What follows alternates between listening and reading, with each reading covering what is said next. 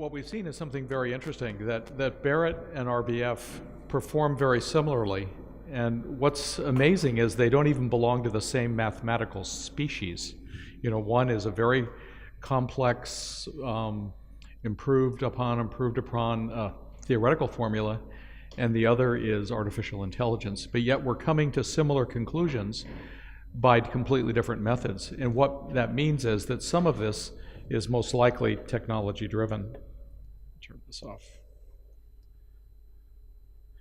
And as we talked about before, what separates one practice from another is often how the measurements are done themselves, because you can have the best measurement technology, but I mean the best calculation technology, but if the measurements are not as good, you're going to have less results. Okay, so let's talk about how to improve predictability. We've already seen that Barrett and RBF are very similar, but the differences moving forward are that RBF, I think, may have improved flexibility and sensitivity to take us to the next step. And you know, those of us who not only think about lens calculations, but think about the philosophy of doing this, the implications on public health, so many other things are influenced by what we do to our patients. We have to think about how we can move up to the next level. And the thinking behind RBF is a statement that was attributed to Albert Einstein, and that is the same level of awareness that creates a problem may not be able to be used to solve it. So we all know the story about Charlie Kelman getting his teeth cleaned and had an epiphany, and from that came phacoemulsification. But many of the things that we use in ophthalmology actually come from other areas. And if you think about the optical biometry dates back to the 19th century. Most people don't realize this. An American physicist named Albert Michelson invented the interferometer. And the interferometer is actually what we use for one form of optical biometry. He used this to measure the speed of light and also to measure the diameter of stars. And Wolfgang Haggis and Dr. Furchow at Zeiss took this same device and used it to measure the axial length of the eye rather than the diameter of a star. For this, Dr. Michelson won the Nobel Prize. So there are many non-traditional calculation options, and because we're ophthalmologists, we're not engineers, we're not mathematicians, some of these may be unfamiliar. And what we did with Haag-Streit is we hired professional engineers and professional mathematicians to take us through many of the options that are available. And there are things like polynomial models and neural networks, Gaussian process methods, Kriging, which is a similar method, stochastic process methods. These are all engineering-based statistical models that can be used within artificial intelligence to come up with answers in non-traditional ways. And we settled on something called radial basis functions. And I'm going to walk you through how we did this and how we came to the conclusions that we did. So, you know, would this actually work better than things that we've been using for 40 years? This is a database of 3,400 patients. We're going to do the calculations using the SRKT formula, and these are the cases that are outside half diopter accuracy. This is that same database using artificial intelligence, and you can see that the difference is really quite remarkable. So these are all things we started out with in the beginning. So radial basis functions is a completely different approach to this, but it's a new application of existing technology. We're not inventing something from scratch. We're using something that's already been a tool in the engineering community for many years. It's very flexible, it's very sensitive, and it's free of calculation bias. And what we have right now is continuously evolving. We're just in the beginning on this, and that's the part that's exciting.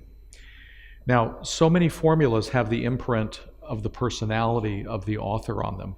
This is a worldwide collaborative effort. I'm the project leader, but we're using PhD mathematicians, engineers, and a number of surgeons all around the world to help put this whole thing together. So this is not the work of one person, this is the work of a very large team, and it's completely data-driven. This is the original group that began with this, hard to say, it was 6 or 7 years ago. And what we've now morphed into is a project that literally is worldwide. Some of the very best surgeons in their respective countries are now participants. So we now have participants in Europe, the Middle East, Africa, North and South America, Asia, India, and Australia. And interestingly, Dr. Barrett, who's been a dear friend for many years and is really one of my heroes, Dr. Barrett has actually been helping us with this, if you can imagine that. That just shows a tremendous generosity of spirit. So these are some of the people involved in this. Again, this is not the work of one person, this is a work of a team. But the most important participants in this are really going to be all of you, because with future versions of the website, we're going to start collecting data, and we'll be able to use that to take this to the next level. So when we do a project like this, everybody asks, well, what did you do and how did you do it? But I think many of you would agree that the more fundamental basic question is, why do you do this? Why do we have all these physicians spending all this time for no compensation to move a project like this forward? And the idea is to decrease the burden for both physicians and patients that's associated with a refractive surprise. There are 28 to 30 million cataract surgeries done in the world each year, and if you have a 22% rate of being outside where you need to be, those numbers are really enormous. How do we do this? Well, we adapted technology that already exists. We did not invent anything new. We just borrowed something from the engineering community, as ophthalmology has done throughout its recent history. And what we came up with, thanks to the insights of the engineers, is a self-validating method that's free of the problems of the effective lens position. So this actually had been attempted before by my friend Jerry Clark in Appleton, Wisconsin, and he did an article in the Journal of Cataract Refractive Surgery in 1997 where he tried to train an artificial neural network to do lens power calculations. An artificial neural network is a mathematical copy of the human neuron. This is how a neuron works. We have inputs that come into dendrites, and then the synapses, it's acted upon by the cell body. It goes out the axon and then to other perhaps related neurons. Mathematically, it looks something like this, which is kind of a copy of a human neuron. But in a neural network, it back propagates, and by adjusting something called mathematical weights, we can change the output so that we get something a little bit more accurate. So we have the ability to adjust things by feeding things back through the system. So when Jerry did his article, he showed that 38% of his patients were within half a diopter, but this was before optical biometry and in the time of manual keratometry. But when he trained an artificial neural network, he got almost 63%. And I have to say that I missed this. I didn't see how important this was. Now, there were some technical limitations of the time. These were very difficult to set up and refine as far as computing power. We didn't have very much at the time. And the software had a tendency to overfit the data, which means the output looks just like the database. And what we wanted to do is take this to the next level so the software could actually think on its own. But like many things that we can look back on, this was an idea that was way ahead of its time. Now we duplicated Dr. Clark's work, and this is called an optimized surface response plot. And we found some of the same things that he did. This should be look like a straight plane, and we got some of the disappointing results. So we had to abandon that. Now, Oliver Findle tried to use artificial intelligence to predict the effective lens position, and that didn't work well for him. But the problem was he was trying to use a theoretical formula and changing one component part of the theoretical formula. And because IOL power calculations are a multi-part process, the paradox of IOL power calculations says that if you take a multi-part process whose accuracy is the square root of the sum of the squares, if you make one part perfect, the output does not become perfect. We settled on radial basis functions on the advice of mathematicians and engineers, and this is very easy to set up. The software exists. We have scary fast computers now that work very nicely, and it's not prone to data overfitting, so the software can actually begin to think on its own. And this was our very first pass at lens power calculations using radial basis functions, and you can see that this was very encouraging. Now, the advantage of this is it uses something called adaptive learning, which means it can optimize outcomes based solely on data. Current methods are mostly limited by things that we already understand, and manual methods greatly limit the number of solutions that are possible. It's self-organizing, which means it can independently represent data, and it has tremendous flexibility in uncovering complex nonlinear relationships that may otherwise be invisible to us. So let's do some pattern recognition, and then I'll show you how this technology works. Look at how little information you have here. You just have a black line against a white background, but yet each of us from our own personal experience can pretty much figure out who each one of these images represent. We can think about lens power calculations as a pattern.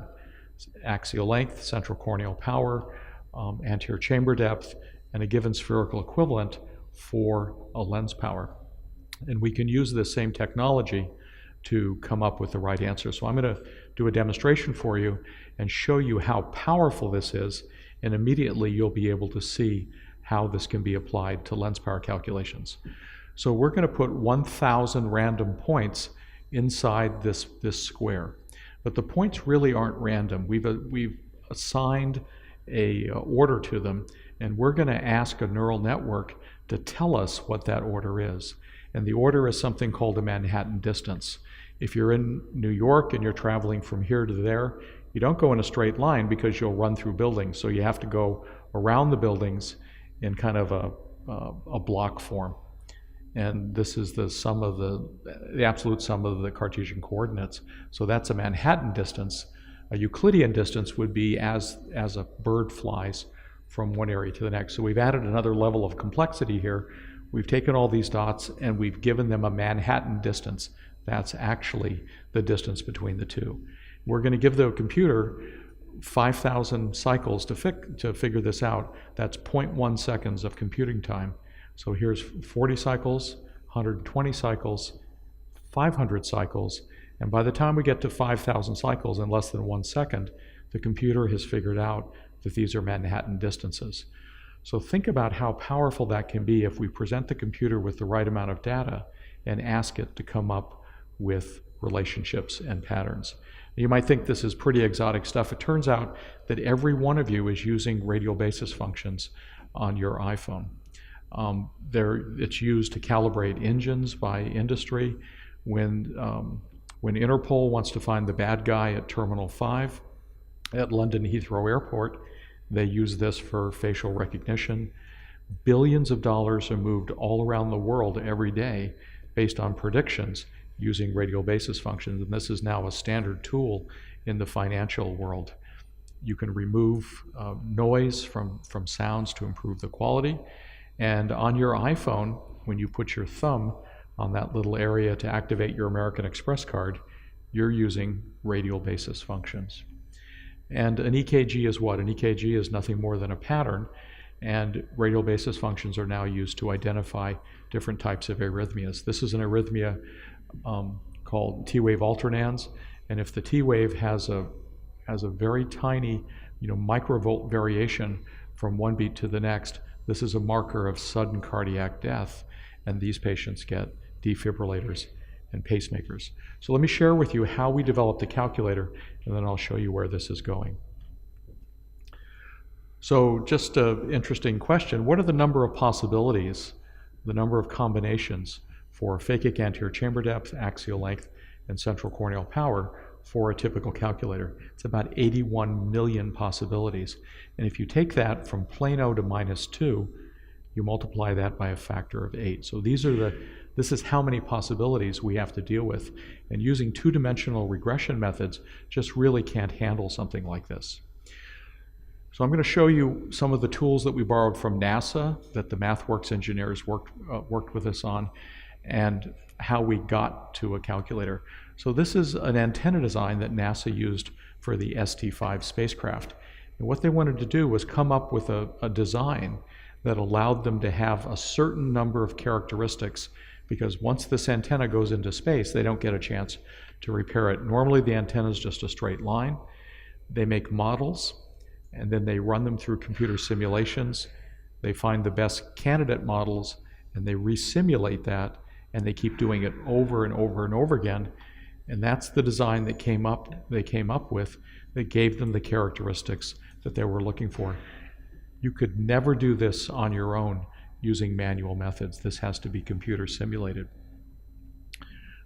When we developed the RBF method, we looked at 13 variables: axial length, central corneal power, anterior chamber depth, lens thickness, spherical aberration, gender, race, a lot of different things. And what we found was that what gave us the best outcomes was axial length, Ks, and the anterior chamber depth.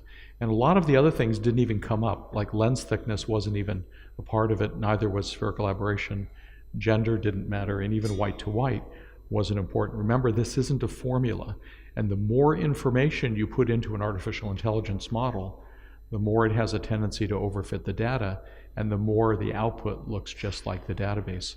So you need the least amount of information that gives you the best results, and we were able to show that using this Darwinian evolutionary method. So now we've chosen the variables we're going to use, and now we're going to develop a calculator itself. So we start with our database, and in this case, this was only about 600 or 700 cases. We decide which parts of the data we're going to use. We run it through our radial basis activation functions. We adjust the outputs, and then we back propagate it again and again and again until we get the accuracy that we're looking for. This gives us a calculator with some new tools that had never been seen by ophthalmology, and now we have a calculator. The first thing that we noticed was there was no calculation bias. Because this is pattern recognition, it doesn't care if it's a long eye or a short eye or an eye in a middle range. It's just a pattern. And the greater number of out-of-bounds cases just came where we had the greatest number of cases. We were also able to take a cloud of data and turn it into a straight line. Again, you can't do this by manual methods. So the engineers at MathWorks said, well, what about a boundary model? Have you thought about that? And I didn't even know what that was. And one of the engineers was joking, and he said, you know what the problem with ophthalmology is that it's full of ophthalmologists. If you want to solve a problem in physics and optics and mathematics, you don't ask ophthalmologists, you ask mathematicians and physicists and engineers. And so this was what we were proposed, and that is that if you plot central corneal power against axial length, using some engineering tools that have been widely used by that community, we can actually outline boundaries and set the accuracy. So this is a boundary model for central corneal power against axial length, where we can predict the accuracy at 90%. So when the RBF method says that you have an out-of-bounds calculations, it means that I do not have the data to support that calculation at a 90% accuracy. Remember, a couple years ago, nobody was getting 90%. So the red dots are the out-of-bounds parts. So when you have 4 variables, you end up working in 6 dimensions, not 2 dimensions. And this is the boundary model scheme for the first version of the RBF calculator. And each one of these boundary models has to be satisfied in order for the calculation to give you an output at 90%. So we can look at a pretty normal axial length, a little bit of myopia, normal Ks, normal anterior chamber depth, and you can see that each of these factors or each of these preoperative measurements are within the boundary models, so you get an in-bounds calculation. That's what this means. Let's look at something a little bit differently. Here's a very long eye, very steep Ks, and a very shallow anterior chamber. You can see that we don't have the data to support this calculation as of yet, so that's an out-of-bounds calculation. But what happens if you increase the amount of data? You expand the size of the boundary models, now you're going to get an in-bounds calculation. So what we have right now for version 2 is 12,400 cases. These cases, every single one of these cases was meticulously validated by our team of physician researchers. And we'll take that exact same case, 28 millimeters, steep Ks, shallow anterior chamber. And now, because we have more cases, what was out of bounds becomes inbound. So this is how big data works. The more information you have, the greater the breadth and the depth of the boundary models become. Now, sometimes for the same lens power, you're going to get an out of bounds calculation or an inbounds calculation. Let's go back to that. And that just means that the data used to come up with these numbers is different, and I can't support the calculation. So let's look at our initial testing that we did.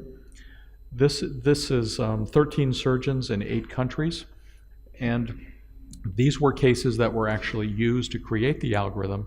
So this really isn't a valid test because you're testing yourself.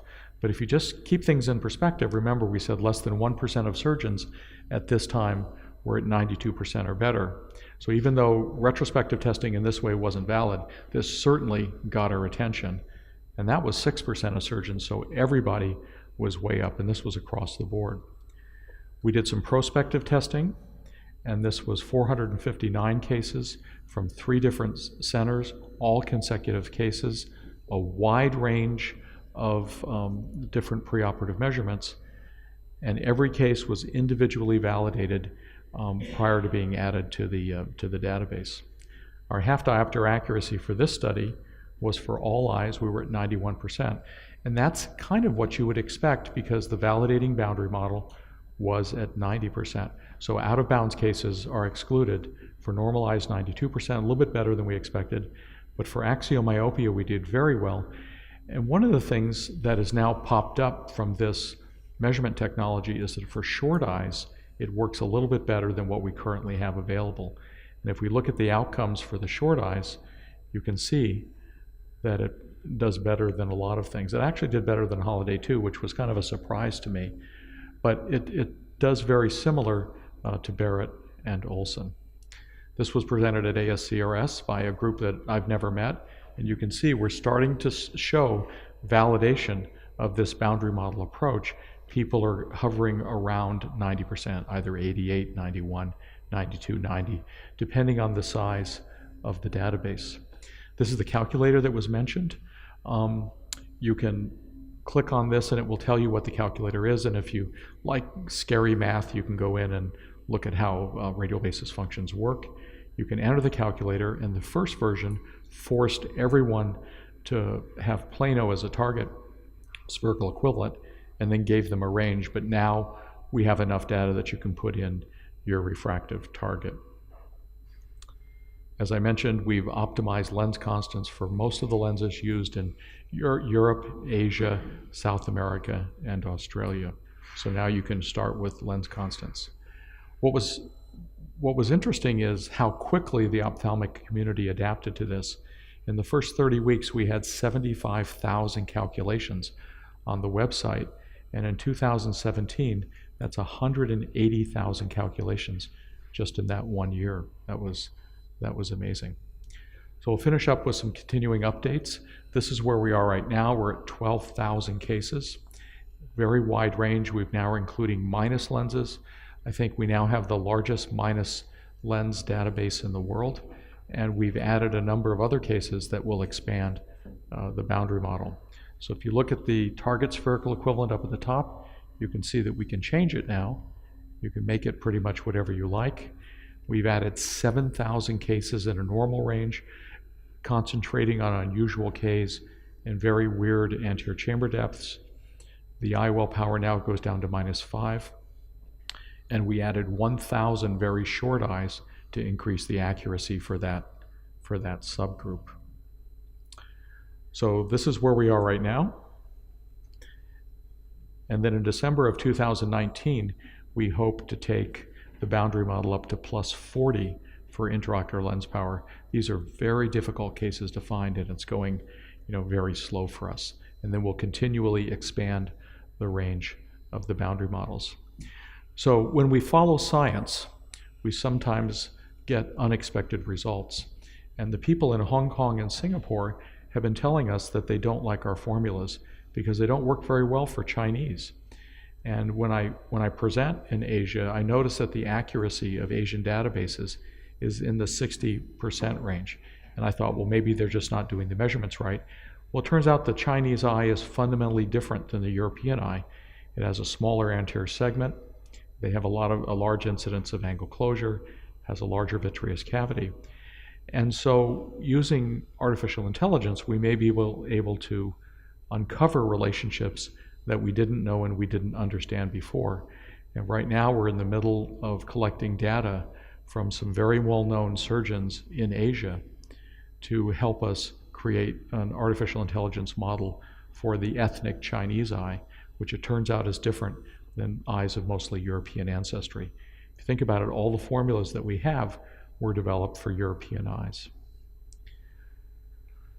Looking forward, with the right kind of data, I think we're going to be able to do even a better job if we can do swept source OCT for the cornea, have better axial measurements, have the exact IOL power implanted inside the eye given to us, and incorporate designs that help us stabilize the effective lens position. I think we're going to be able to do a better job, and then this technology can adapt to these better measurements. So ophthalmology is experiencing a convergence of technologies. We have vergence formulas, we have intraoperative aberrometry, we have artificial intelligence, and we have ray tracing. But I think the method with the greatest flexibility and the greatest sensitivity will be what we're going to be using 10 years from now. 78% is tolerable for outcomes, I think. 84% is acceptable. And I think with careful attention to detail, we may be able to, all of us can get to a 90% range, which is where we're headed right now. So this is 78%, not very good, but this is what most people are getting. This is 92%, which is what's achievable right now.